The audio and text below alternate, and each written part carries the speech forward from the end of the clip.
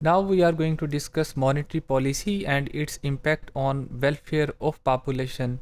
Why we need to study monetary policy in population economics? Monetary policy है क्या? कैसे काम करती है? इसके टूल्स क्या हैं? इसका इम्पैक्ट क्या होता है पावर्टी पे, इन्फ्लेशन पे, अनएम्प्लॉयमेंट पे, ओवरऑल इकोनॉमिक एक्टिविटीज़ पे? इसकी कितनी टाइप्स होती हैं? इसको हमारे लिए पढ़ना क्यों ज़रूरी है? हमारी ज़िंदगी पे इसके असरात क्या होते हैं? ये चंद क्वेश्चंस हैं जो कि हम इस टॉपिक में मॉड्यूल में पढ़ेंगे। और इस अहम पॉलिसी है किसी भी मुल्क में, माशरे में इसके बड़े सीरियस किस्म के कॉन्सिक्वेंसेस होते हैं। इसकी डेफिनेशन को अगर देखा जाए तो monetary policy is a policy governed by central bank of a country and its aim is to regulate money supply and rate of interest in order to influence price level, output, production and employment level. तो monetary policy क्या है? अब आप इसमें red colour में जो मैंने variables या इंपॉर्टेंट फैक्टर्स हाईलाइट किए हैं, you can see these are very very important variables for the welfare of people और economic development of a country. तो मॉनेटरी पॉलिसी क्या होती है बेसिकली?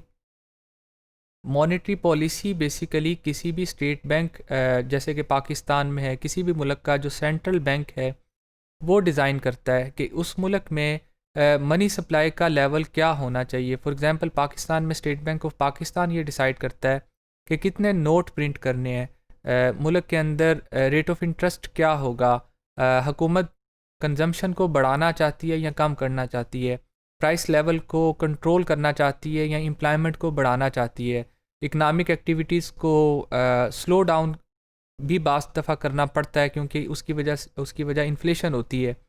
तो मॉनेटरी पॉलिसी बेसिकली कुछ ऐसे टूल्स पे मुश्तमिल होती है जिसकी वजह से सेंट्रल बैंक ऑफ पाकिस्तान जो है वो मनी सप्लाई को कम करता है या ज़्यादा करता है। जब किसी माशरे के अंदर मनी सप्लाई बढ़ती है तो उसकी वजह से डिमांड बढ़ती है, उसकी वजह से इन्वेस्टमेंट बढ़ सकती है, लेकिन उसकी वजह से प्राइस लेवल भी बढ़ जाता है। और अगर किसी माशरे में जो करेंसी है या मनी सप्लाई है वो मतलूबा मिकदार से या डिमांड से कम है तो लोग मुश्किलात का शिकार होते हैं। उसकी वजह से डिफ्लेशन हो सकती है, उसकी वजह से इकनॉमिक एक्टिविटीज़ स्लो हो सकती हैं, उसकी वजह से अनएम्प्लॉयमेंट, रिसेशन, बहुत सी चीज़ें माशरे में इकनॉमिकली जो कि जिनके ड्रास्टिक कॉन्सिक्वेंसेस होती हैं वो होते हैं। तो ये एक बहुत ही अहम टॉपिक है जिसको आपको डीपली स्टडी करना चाहिए अपने बाकी इकनॉमिक्स के कंसेप्ट्स में। मैं इसको थोड़ा सा एक्सप्लेन करने की इसलिए कोशिश कर रहा हूँ कि इसका पॉपुलेशन की डेवलपमेंट के साथ बहुत ज़्यादा गहरा ताल्लुक़ है।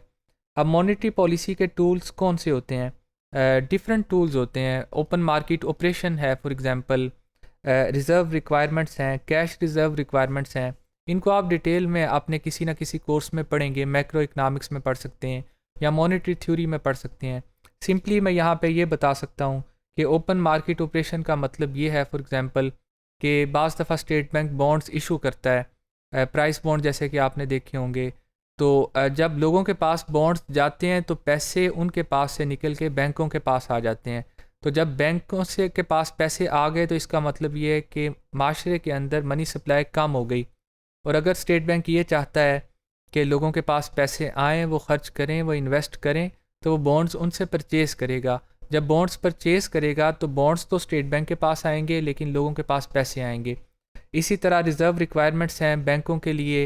ये ज़रूरी होता है कि वो अपने जितने भी डिपॉज़िट्स हैं, फॉर एग्ज़ाम्पल उनका एक ख़ास जो शेयर है वो स्टेट बैंक ऑफ पाकिस्तान के पास रखवाए।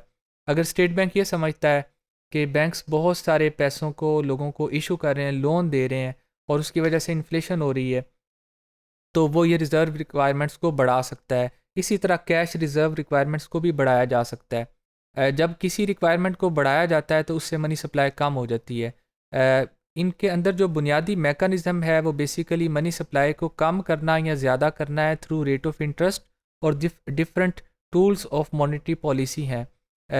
टूल्स को पढ़ना मकसद नहीं है बल्कि ये समझना ज़रूरी है कि मॉनेटरी पॉलिसी में मनी सप्लाई कैसे कम या ज़्यादा होती है और जब वो कम या ज़्यादा होती है तो ओवरऑल वेलफेयर ऑफ पॉपुलेशन कैसे मुतासिर होती है। इसको हम नेक्स्ट मॉड्यूल्स में पढ़ेंगे।